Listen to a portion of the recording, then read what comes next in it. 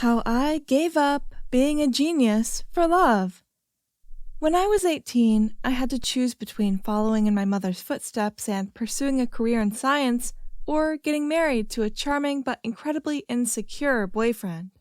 As you will see, I chose the wrong path, but perhaps you can learn from my error. Ever since I was a young child, my mother has been my biggest role model. I used to watch her at home working on challenging science problems for her laboratory, and I always wanted to impress her. It's safe to say that I've inherited my mother's passion for science. For instance, when our home experienced a 1-week power outage, I decided to build a vertical access windmill generator that I connected to a battery. It took me a whole month to complete. I used to lie down next to her and read the most difficult books I could find, like Nietzsche's Beyond Good and Evil. Then later, while at dinner, I'd summarize the books to her.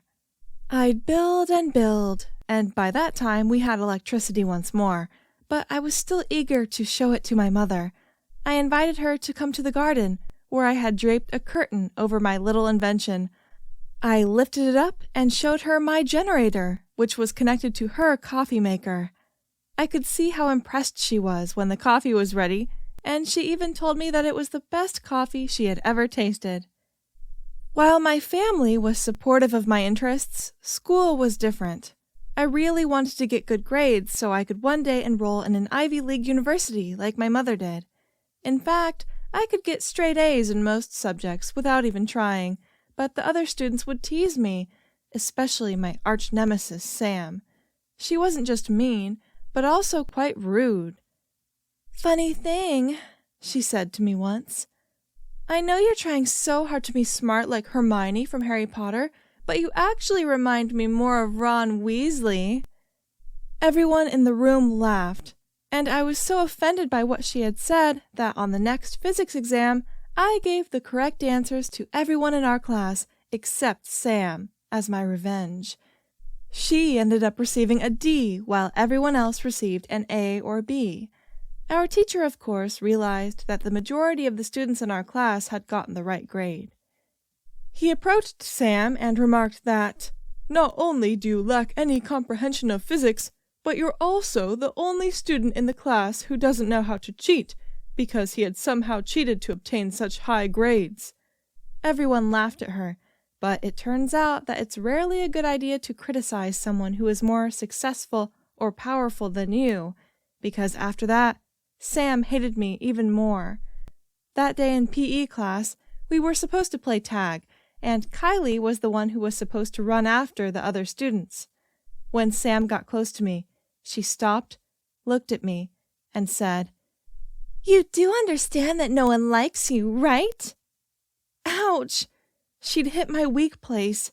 It truly hurt to be singled out again. The rest of us, including the other females, rushed, screaming and laughing. Fortunately, I did have one buddy in my ear. We would usually get together on Fridays to watch a movie or go on a picnic, but one time she said, "I can't today. I have to get ready for the big school party. Didn't you get invited?" "No, you didn't." And I had to say, "I'm sorry." "Oh, well, don't worry. You're just easily forgotten." I guess she believed that saying, "you're easily forgotten," was a nicer way of saying that no one likes you, but it still hurt so much. Apparently, she made a lot of new friends at that party because afterward, my only friend never wanted to hang out with me again. The last straw must have been when my music teacher asked me to sing in front of her class, and I declined. Because of my shyness, but because he threatened me with a failing grade if I didn't, I stood in front of the class and began singing. I didn't think it was that bad, but the teacher immediately screwed up his face in agony and covered his ears, which is why all my classmates started laughing at me. I now realize that the teacher was only trying to make a joke, and perhaps if I hadn't been so insecure, it would have been fine, but he destroyed morals, and I never raised my arm in class again. I was so unhappy that I ultimately decided to transfer to a new school in order to start over. It worked. When I arrived, the only open seat was in the last row next to a really attractive boy named Barry. I sat down next to him, and he immediately began telling me how much he hated math. I replied, "Actually, I like math. There is no better feeling than solving a hard math problem." He added, "Don't worry, I was just joking. Why don't you come by my house today? I just got an electric guitar." Wow, this was my lucky day. A pretty guy wanted to spend time with me. I accepted his invitation, and later that day we hung out in his room for the first 20 minutes. Barry tried to put the cable in the socket, but failed. When I suggested something to him, he answered, "Stop ordering me around. I know what I'm doing." Wow, he was so insecure. I later discovered why he called his father to his room and said, "Dad, that guitar you bought me doesn't work. It's damaged." "Did you turn on the speakers?" Miguel's face grew completely red as he realized he had failed to switch on the speakers, and his father said, "So you're still a well-off guy?" I was astonished that his father didn't seem to care that he was harming his son, so I tried to shift the subject by asking Barry what his favorite subject in school was. By the way, who cares about school? I thought. "Maybe I can get your mom again and have better luck with my next child. Once I turn 18, I'll work as a salesperson and earn a lot of money." Which wasn't such a bad idea, since Barry was outgoing and well-liked. I knew he would make a fantastic salesman. I could see how impressed he was, and I realized that being smarter than him was what could make me interesting to him subliminally. He probably knew he wasn't smart enough to be good in school, but having a brilliant girlfriend could help him. I disagreed with the salesman, though, that getting a degree was pointless, so I told him I really like school, and I hope to get a PhD in chemistry one day. I also revealed that I frequently get straight A's without much studying. So, even though he was much more attractive than me, we began dating. I showed him my grades after each exam to impress him and prove that I wasn't such a bad catch after all. This was a mistake, because I underestimated how insecure he was about his intelligence. A few weeks later, he was so tired of my constant bragging that he said he didn't want to date a nerd like me anymore. I started crying when he said, "No guy wants to date a girl who always tries to outdo him." I realized I'd made a mistake by bragging about my grades, so I apologized and promised to be a better girlfriend. He gave me another chance, and I still can't believe what I did next. I started purposefully getting bad grades in school because Miguel was a very family-oriented man, and he frequently talked to me about wanting to have a lot of kids. The only person not happy with my decision to basically throw away my academic career was my mother. I was 18 at the time, and she couldn't understand why I didn't go to college.